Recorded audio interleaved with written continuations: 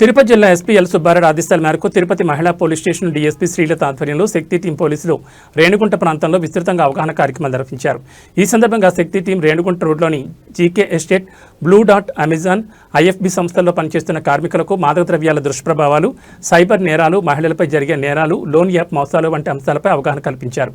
గుర్తు తెలియని calls, links, video కాల్స్పై స్పందించకూడదని, వ్యక్తిగత సమాచారాన్ని పంచుకోకూడదని సూచించారు.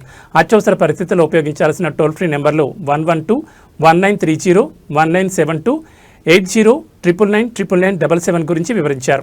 అలాగే రేణుగుంట యునైటెడ్ ప్లాస్టిక్స్ పరిశ్రమ ప్రాంతంలో కార్మికులకు శక్తి యాప్ వినియోగం, మహిళల అక్రమ రవాణా, పని ప్రదేశాల్లో వేధింపులు, గృహహింస, ఓటీపీ మోసాలు, చైనీస్ స్నాచింగ్ వంటి నేరాలపై అవగాహన కల్పించారు.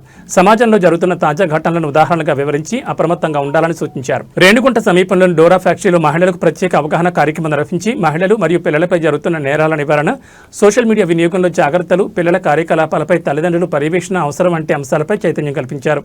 అలాగే బాల్య వివాహాలు, బాల కార్మికత్వం, అపహరణలు, సైబర్ మోసాలు, అనుమానాస్పద లింక్స్ మరియు వీడియో కాల్స్ ప్రమాదాల గురించి వివరించారు.